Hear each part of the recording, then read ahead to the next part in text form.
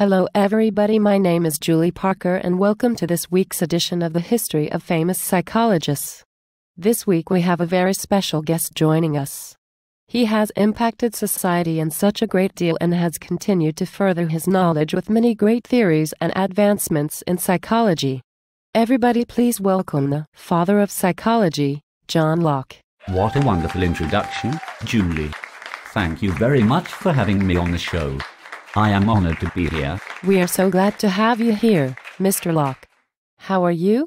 How have you been? Oh please, Julie, call me John. I have been good, very busy in psychological studies, but I am doing what I love, so I am great. How are you? I am so glad to hear that, John. In life everybody should be able to be successful and love what they do just like you. I am good, thank you for asking. But this interview is about you, John, not about me. Let's get started. Tell me a little about your upbringing. How was your childhood? Julie, I had a wonderful childhood. I was born in the United Kingdom on August the 29th, 1632 in Rington, Somerset, England. My father was a country lawyer and clerk to the Justices of the Peace in Tumagna. I was brought well up in the faith and went to church every week to devote my worship to the Lord. It is so great that you are a family as well as religious man. I truly feel as though it makes a difference in the way one performs in their lifestyle. Do you feel as though you are what you are today because of the man your parents raised you to be? Absolutely. They are responsible for all of my success, for without them, I wouldn't have the courage or the determination to have such an impact in society. That's a wonderful outlook you have. Let's talk about your schooling. What schools did you attend to obtain the knowledge you hold today? I went to Westminster School. Once I graduated, I attended the Christ Church in Oxford, where I was later elected to a senior studentship. I also tutored my peers and any others that needed my assistance.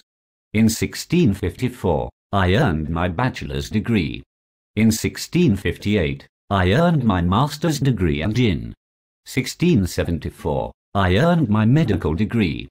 I loved school and always aspired to take the next step of knowledge. That's quite wonderful. What were your dreams for after college? What pursued you to be the successful man you are today? In my early years, I became a member of the Shaftesbury's household and assisted Mr. Shaftesbury in his business, regarding political and domestic matters. I was in college when I decided I wanted to become a psychologist. I performed and explored many philosophies, and this area of expertise really caught my interest. That's wonderful, Mr. Locke. Let's get into your major works. Can you please explain to me your law of nature? The law of nature expresses the idea that there are certain moral truths that can all be applied to people, regardless of the particular place where they lived or the agreements they had made. The law of nature is basically the comparison between the natural law and the positive law. Can you explain for me the historical or plain method, please? Of course, Julie. The historical or plain method is basically observations that are derived from external sensations and the internal processes of reflection or introspection. Whatsoever is the object of the understanding when a man thinks. I truly believe that, for if everything is an idea, then it is difficult to distinguish between true and false, real and imaginary, impressed sensations and expressed concepts. It truly is amazing, the way your mind thinks, acts and works. Can you explain your theory of tabula rasa? Tabula rasa is one of my favorite theories. It is also known as the blank slate at birth, and it is basically based on the idea that infants know nothing when they are born, and that all the ideas humans develop come from experience. That makes perfect sense, Mr. Locke. Now can you please go into detail of your work of sensation and reflection theory? I believe there are two types of experience, external and internal. External experience is the sensation, referring to human beings' interaction with objects in the real world, including the color, motion and number of such objects.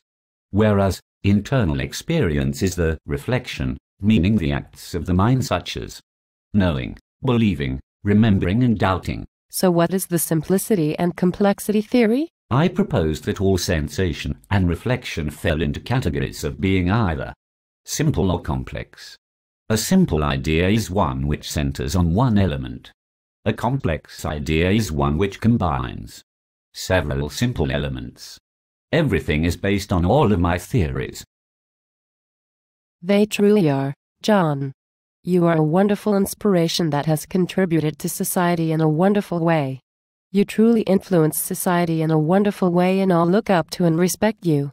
The way one's outlook is of the world is based on the theories of you. Wow, Julie. That is a really powerful thing to say. I am honored that you, as well as many, are so supportive and appreciative of my works that are present within the world. How does it feel to be such an authoritative figure and to be called the father of psychology? It is a true honor that I am called the father of psychology. I have made many advancements in the world, and I am going to try my best to further my work to keep my title. Well, that is great. Thank you so much for being here with us today, John. Thank you so much for having me, Julie. I am really honored to be here. Well, that concludes our edition of the History of Famous Psychologists, featuring John Locke.